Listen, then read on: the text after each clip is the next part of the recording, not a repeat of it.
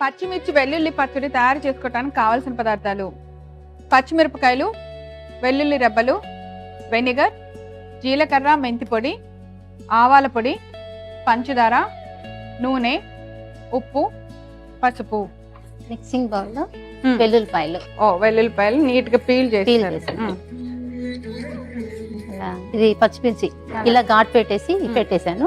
లేదంటే చిన్న చిన్న పీసెస్ గా కూడా కట్ చేసుకోవచ్చు. కొంచెం తగినంతగా సాల్ట్,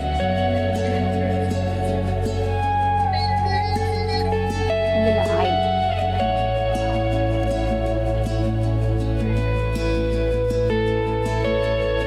వీటిని మూత పెట్టి మగ్గించుకోవాలి.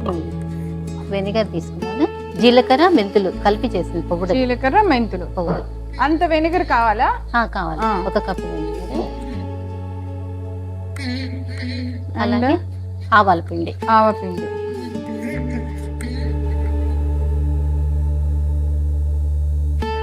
మిర్చి బాగా మగ్గిపోయాయి. ఇప్పుడు ఈ వెనిగర్ మిశ్రమాన్ని అందులో వేసేద్దాం. కలిపేసి 1 నిమిషం మూత పెట్టాం. అంతా దానికి పట్టేస్తుంది. షుగరు, అలాగే మెంతి పొడి, ఆవాల పొడి అంతా పట్టేస్తుంది. అన్నిటికీ పట్టేస్తాయి.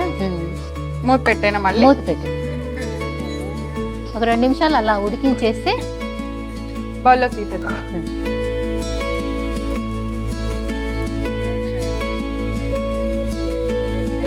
వెల్లుల్లిపాయ పచ్చిమిర్చి పచ్చడి రెడీ అయిపోయింది.